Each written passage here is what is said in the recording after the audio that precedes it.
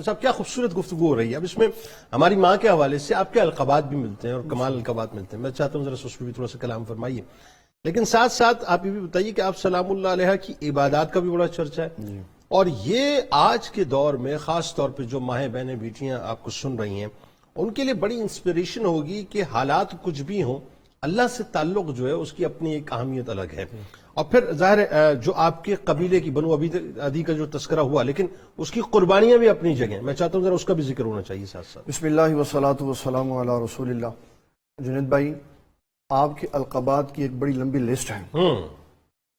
قبلہ نے جو پہلے گفتگو کی اس میں 2 لقب بیان کیے, سابقون الاولون, سبقت لے جانے والی, ٹھیک ہے, اور سب سے بڑا آپ کا لقب ہے ام المومنین. آپ حضور صلی اللہ تعالی علیہ وسلم کی زوجہ ہونے کی وجہ سے سارے ایمان والوں کی امی جان حضور ہیں.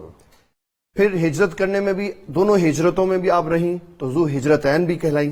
اچھا, دونوں ہجرتیں کی حبشہ کی طرف بھی اور مدینۃ المنورہ کی طرف بھی. اچھا اچھا اچھا. یہ دونوں پہلی ہجرت آپ کے جو پہلے شوہر تھے حضرت خنیس رضی اللہ عنہ, خنیس بن حذافہ کے ساتھ کی. ٹھیک ہے. دوسری بھی ہجرت انہی کے ساتھ کی. اچھا اچھا. پھر مدینۃ المنورہ میں بھی انہی کے ساتھ گئی. اوکے. پھر نبی صلی اللہ تعالی علیہ وسلم کا جو ان کے ساتھ تعلق تھا جس کی وجہ سے ان کو سر الرفیع کہا جاتا ہے کہ رازدانی میں بہت بلند درجے پہ تھی. ہائے ہائے, اور یہ وصف ہونا چاہیے ہر بیوی کے اندر. جی بالکل, کہ اپنے شوہر کی باتوں کو پردے داری کیا کے ساتھ. اچھی بات. اسی کو اللہ نے کہا ہن لباس لکم وانتم لباس لہن, واہ واہ, کہ پردے کی باتوں کو پردے میں رکھے. مردوں میں حضرت حذیفہ بن یمان ہے رازدان رسول صلی اللہ علیہ وسلم, اور خواتین میں بیوی اور ام المومنین سیدہ حفصہ رضی اللہ تعالیٰ عنہ یہ سر الرفیع ہیں کہ حضور پاک صلی اللہ علیہ وسلم کی بلند بالا واہ رازدان ہیں. اور اس سے یہ بھی پتہ چلا کہ عورت کو کیا ڈگنیٹی رسول کریم صلی اللہ علیہ وسلم نے کیا مقام دیا اس اعتبار سے. ٹھیک. پھر ایک آپ کا وصف ہے حافظہ. آپ حافظۃ القرآن ہیں, اور یہ آج کے دور کے مردوں اور خواتین کے لیے بڑا اہم ہے.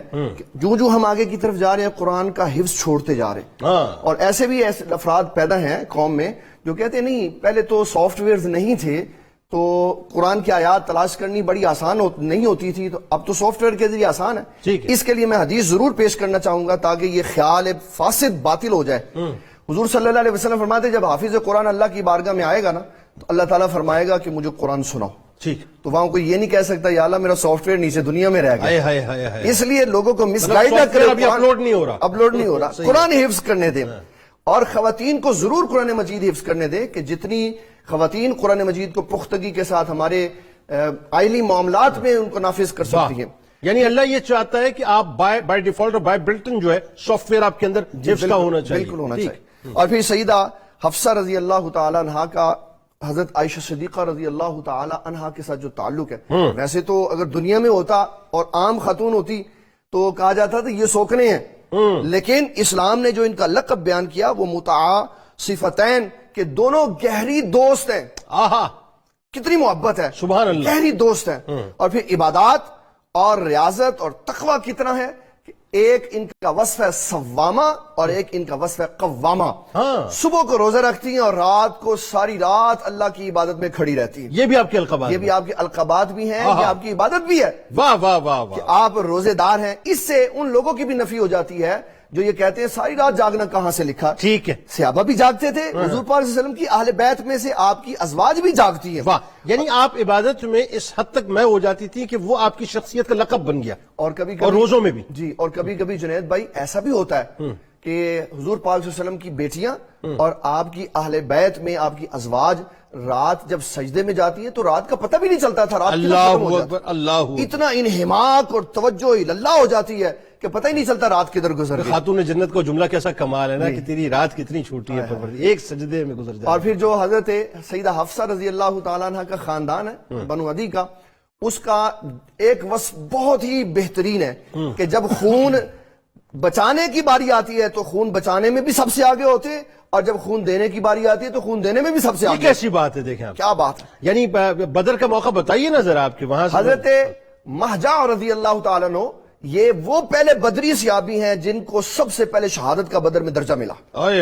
اور پھر جب حجر اسود کو نصب کرنے کا معاملہ آتا ہے تو اسی خاندان میں ایک بندہ حضرت سرکار کائنات صلی اللہ علیہ وسلم کو یہ مشورہ دیتا ہے, جناب والا آپ یہ فیصلہ کروائیں کہ جو صبح خانہ کعبہ میں پہلے داخل ہوگا وہ حجر اسود کے بارے میں فیصلہ کرے گا. یہ بھی آپ ہی کے خاندان کا اعزاز ہے کہ آپ نے حجر اسود کو اٹھا کر رکھنے کا جو فیصلہ تھا حضور پاک صلی اللہ علیہ وسلم کے سپرد فرمایا. سبحان اللہ. اور پھر نبی اکرم شفیع معظم صلی اللہ تعالیٰ علیہ وسلم کے ساتھ جہاد میں جنگوں میں 17 ان کے افراد ایسے ہیں جو ہر غزوہ میں شامل رہے اور حضور صلی اللہ تعالیٰ علیہ وسلم کی طرف سے انہوں نے اپنے جان اور مال کو پیش کیا. ان کے ایک بڑے عظیم ساتھی ہیں جو حضرت سیدنا عمر بن خطاب رضی اللہ تعالیٰ عنہ کے چچا لگتے ہیں, حضرت زید بن عمر رضی اللہ تعالیٰ عنہ. یہ وہ انسان ہے کہ جس زمانے میں لوگ اپنی بچیوں کو زندہ درگور کر دیتے تھے, یہ اس وقت بچیوں کا تحفظ کیا کرتے تھے اور تلاش کیا کرتے تھے اور تلاش کیا کرتے تھے. کہیں کوئی ایسی بچی ہے تو اسے جو ہے وہ اپنے لے لیتے تھے, کفالت میں لے لیتے. بالکل ایسے.